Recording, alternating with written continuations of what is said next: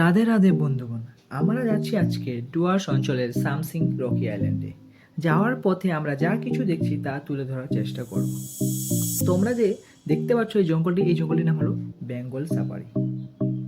প্রায় শিলিগুড়ি থেকে 8 কিলোমিটার দূরে সেবক রোডে অবস্থিত।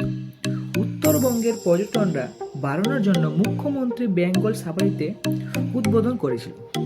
বেঙ্গল সাফারি পার্কে রয়্যাল বেঙ্গল টাইগার, গন্ডার এবং হাতি এর মতো বন্যপ্রাণী দেখতে পারেন। বেঙ্গল সাফারি জঙ্গলটা পার না হওয়া পর্যন্ত জঙ্গলের দৃশ্যটা দেখতে থাকুন এবং এনজয় করুন।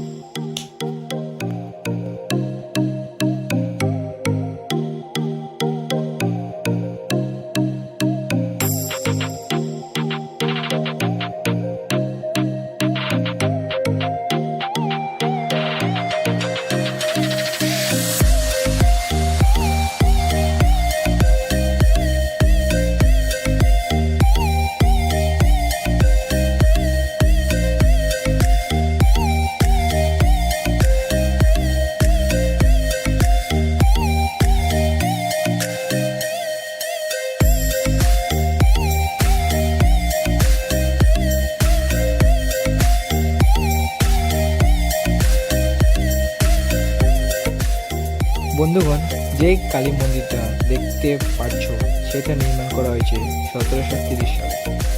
শিলিগুড়ি অবস্থিত একটি পবিত্র মন্দির, যা হিন্দু দেবী কালীর উদ্দেশ্যে নির্মাণ করা হয়েছে। এটি সেবকেশ্বর কালী মন্দির নামেও পরিচিত। মন্দির পাহাড়ের উপর অবস্থিত। 160টি সিঁড়ি আছে, যা পাহাড়ের মধ্যে দিয়ে যাওয়া যায়।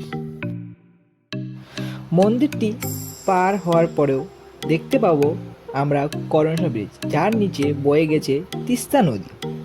এই ব্রিজটি 1937 সালে রাজা ষষ্ঠ জর্জ এবং রানী এলিজাবেথের স্মরণে নামকরণ করা হয়েছিল এবং 1931 সালে 6 লক্ষ টাকা খরচ করে এটি সম্পূর্ণ হয়েছিল এবং 1937 সালে বাংলার গভর্নর জন সেতুটি স্থাপন করেছিলেন।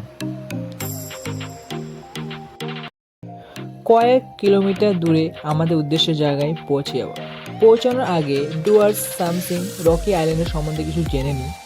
যে স্যামসিং এবং রকি আইল্যান্ডের শিলিগুড়ি থেকে 85 কিলোমিটার দূরত্ব।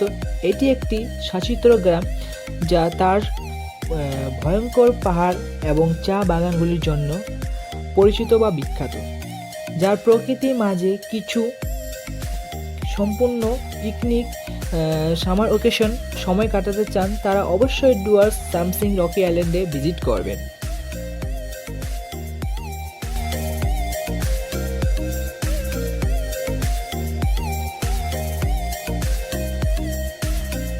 অবশেষে বন্ধুগণ, আমরা পৌঁছে গেছি স্যামসিংয়ে। তোমরা দৃশ্যটা দেখতেই পাচ্ছ যে কত সুন্দর, পাথরের মধ্য দিয়ে বয়ে গেছে কি সুন্দর একটি নদী। ব্লগটি ভালো লাগলে লাইক, কমেন্ট, শেয়ার করে দেবেন বন্ধুগণ। ধন্যবাদ। রাধে রাধে।